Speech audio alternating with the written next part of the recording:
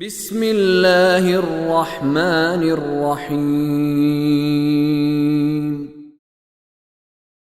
تلك الرسل فضلنا بعضهم على بعض منهم من كلم الله ورفع بعضهم درجات وآتينا عيسى ابن مريم البينات وأيدناه بروح القدس ولو شاء الله ما اقتتل الذين من بعد ما جاءتهم البينات ولكن اختلفوا فمنهم من آمن ومنهم من كفر ولو شاء الله ما اقتتلوا ولكن الله يفعل ما يريد۔ سورۃ البقرہ آیت نمبر 253 کا ترجمہ ہم آغاز کرتے ہیں، اور یہ تیسرے جز کا قرآن کریم کے آغاز ہے۔ رحمان الرحیم اللہ کے نام سے۔ تلک الرسل فضلنا بعضهم علی بعض، یہ ہمارے رسول ہیں کہ ان میں بعض کو ہم نے بعض پر فضیلت عطا کی ہے۔ آپ کو ذہن میں ہوگا بعض جگہوں پہ قرآن میں آتا ہے لا نفرق بین احد من رسلہ، ہم اللہ کے رسولوں میں سے کسی میں کوئی فرق نہیں کرتے۔ اور یہاں پہ کیا فرمایا جا رہا ہے؟ اللہ قرآن مجید خود فرما رہا ہے کہ ہم نے بعض رسولوں کو بعض پر فضیلت بخشی۔ تو پھر اس آیت کا مطلب کیا ہے؟ اس آیت کا مطلب یہ ہے کہ جو یہودی کہا کرتے تھے، ان کی وہ جو بہانے بازیاں کرتے تھے، ان میں سے ایک بہانہ یہ تھا کہ جو ہمارا نبی ہے اس کو مانتے ہیں، جو اور نبی آئے ان کو ہم نہیں مانتے۔ حالانکہ ہونا کیا چاہیے تھا؟ جو بھی اللہ کی طرف سے آئے سب کو مانو۔ تو یہ فرق کرتے تھے۔ ان کے اس غلط بات کے جواب میں اور رد میں اللہ نے فرمایا کہ مسلمان تم یہ کہو ہم کسی میں فرق نہیں کرتے، ہم سب پر ایمان رکھتے ہیں۔ اور یہاں پر صراحت کی جا رہی ہے کہ انبیاء میں درجات ہیں، بعض کی فضیلتیں اللہ تعالیٰ نے زیادہ عطا کی ہیں بعض کے مقابلے۔ پھر ایک بڑی فضیلت کا ذکر کیا بالخصوص جو حضرت موسیٰ کو عطا ہوئی تھی، منہم من کلم اللہ، ان میں سے بعض ایسے ہیں جن سے اللہ ہم کلام ہوا، ورفع بعضهم درجات، اور بعض کو درجات بلند کیے۔ پس انبیاء کے بھی درجات ہیں، بعض کو بعض پر فضیلت حاصل ہے۔ وَآتَيْنَا عِيسَى ابْنَ مَرْيَمَ الْبَيِّنَاتِ وَأَيَّدْنَاهُ بِرُوحِ الْقُدُسِ، اور عیسیٰ مریم کے بیٹے کو ہم نے واضح نشانیاں عطا کی اور روح القدس کے ذریعے سے ان کی تائید فرمائی۔ روح القدس جو روایات کے مطابق یا تو حضرت جبرائیل علیہ السلام ہے یا ان سے بھی زیادہ کوئی بزرگوار اور بلند مرتبہ اللہ تبارک و تعالیٰ کی کوئی مخلوق ہے، کوئی فرشتہ ہے کہ جس کو روح القدس کا نام دیا جاتا ہے۔ بہرحال یہ ایسا فرشتہ ہے کہ جس کے ذریعے اللہ تبارک و تعالیٰ خصوصی مدد اپنے انبیاء کی فرماتا ہے۔ وَلَوْ شَاءَ اللَّهُ مَا اقْتَتَلَ الَّذِينَ مِن بَعْدِهِم مِّن بَعْدِ مَا جَاءَتْهُمُ الْبَيِّنَاتُ وَلَكِنِ اخْتَلَفُوا، اور اگر اللہ چاہتا، اگر اللہ کی مشیت ہوتی تو ان کے بعد لوگ آپس میں نہ لڑتے۔ لڑنا بھی کون سا؟ اقتتلوا، جو قتل تک پہنچ جاتا۔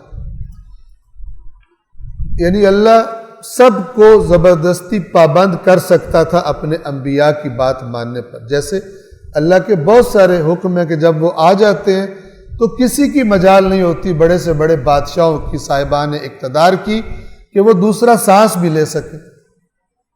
ایک اللہ کا یہ حکم ہے۔ لیکن ایک مشیت خداوند عالم کی یہ ہے کہ جس میں خدا رہنمائی بھیجتا ہے، ہدایت بھیجتا ہے، عمل کرنے یا نہ کرنے کا خود اختیار بندے کو دے دیتا ہے۔ یہ اختیار بھی اس کی مشیت ہے، یعنی اگر انسان صاحب اختیار ہے تو وہ بھی اللہ کی مشیت ہے۔ بعض چیزوں میں اختیار ہے، بعض چیزوں میں اختیار نہیں۔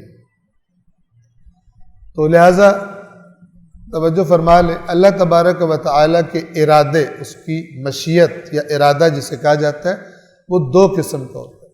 ایک ارادے کو کہتے ہیں ارادہ تکوینی، تکوین وہی کن فیکون، جب وہ کہتا ہے ہو جا تو پھر کوئی بھی نافرمانی نہیں ہو سکتی، ویسا ہی ہوتا ہے۔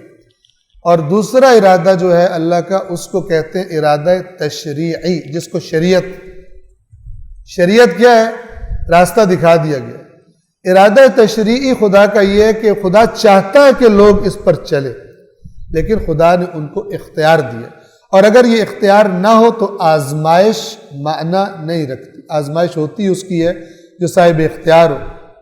آپ توجہ کریں، اگر انسان صاحب اختیار نہ ہو تو پھر آزمائش کیسے، پھر اجر کیسا، اور پھر سزا کیسے؟ لہٰذا یہاں پر قرآن مجید اس کی طرف اشارہ فرما رہا ہے کہ اگر کچھ لوگوں کے ذہن میں سوال ہو، جیسے کچھ لوگ کہتے تھے، قرآن نے بیان کیا اگر اللہ چاہتا تو ہم ان فرشتوں کی عبادت نہ کرتے، رسول اللہ سے کہا تھا، تو یہاں جواب ہے اس کو کیا؟ اگر اللہ چاہتا، شاء مشیت اسی کو کہتے ہیں، مشیت کے خلاف نہیں ہو سکتا۔ اللہ کی مشیت کے خلاف انسان کا اختیار خدا کی مشیت ہے، اور اگر مشیت نہ ہو اللہ کی کسی کام کے بارے میں، ساری کائنات دوسری طرف کھڑی ہو جائے، ہوتا وہی ہے کہ جو اللہ کی مشیت ہوتی ہے، اسی کو ارادہ تکوینی بھی کہا جاتا ہے۔ اور اگر اللہ چاہتا تو ان نبیوں کے بعد اور واضح نشانیاں ان کے پاس آ جانے کے بعد، ان کے بعد لوگ آپس میں نہ لڑتے، قتل و غارت نہ کرتے۔ وَلَٰكِنِ اخْتَلَفُ، لیکن انہوں نے اختلاف کیا، اور نتیجہ کیا ہوا اس اختلاف کا؟ انبیاء کے بارے میں اختلاف کیا، انبیاء کے پیغام کے بارے میں اختلاف کیا۔ فَمِنْهُمْ مَنْ آمَنَ وَمِنْهُمْ مَنْ كَفَرَ، تو ان میں سے کچھ ایمان لے آئے اور کچھ نے کفر اختیار کر لی۔ یعنی یہ اختیار کا لازمہ ہے، جو ہدایت کو پسند کریں گے وہ ایمان لے آئیں گے، اور جن کو ہدایت سے زیادہ عزیز اپنی خواہشات ہوں گی، اپنے دنیاوی مفادات ہوں گے، وہ ایمان نہیں لائیں گے، ان کا راستہ کفر ہے۔ بس اب آپ ایمان اور کفر کا فرق بھی یہاں سے دیکھ سکتے ہیں۔ ایمان کیا ہے؟ اللہ کی ہدایت کو اپنا لینا۔ کفر کیا ہے؟ اللہ کی ہدایت کو نہ اپنانا۔ بیچ میں خرابی والا پورشن کہاں پہ آتا ہے؟ کہ جب زبان سے کہا جائے مومن ہوں، کام سارے کفار والے ہوں۔ اس کے بارے میں جو قرآن کانسیپٹ دیتا ہے وہ واضح ہے کہ کیا لوگوں نے یہ سمجھا ہے کہ اپنے منہ سے کہہ دینے سے کہ ہم ایمان لے آئے انہیں چھوڑ دیا جائے گا اور ان کا امتحان نہیں لیا جائے گا؟ یہ قرآن مجید کا کانسیپٹ ہے۔ اب اس کانسیپٹ کے خلاف آپ جتنی باتیں لے کر آ جائیں، ہمیں اہل بیت نے جو سکھایا ہے، جہاں سے ہم دین لیتے ہیں، انہوں نے یہ فرمایا کہ قرآن سے ٹکرانے والی بات قبول نہ کرو، قرآن مخالف بات قبول نہ کرو۔ اور قرآن کیا کہتا ہے؟ زبان سے کہہ دینا کافی نہیں ہے، زبان سے کہہ دینا کافی نہیں ہے، بلکہ خدا امتحان لے گا۔ اور امتحان کیا ہے؟ شریعت، یہ کرو یہ نہ کرو۔ جو کرے گا جو خدا نے کہا ہے اور اس سے رکے گا جس سے خدا نے روکا ہے، وہ مومن ہے، قرآن کریم جسے مومن کہتا ہے، ورنہ مشکوک ہے۔ صدق اللہ العلی العظیم۔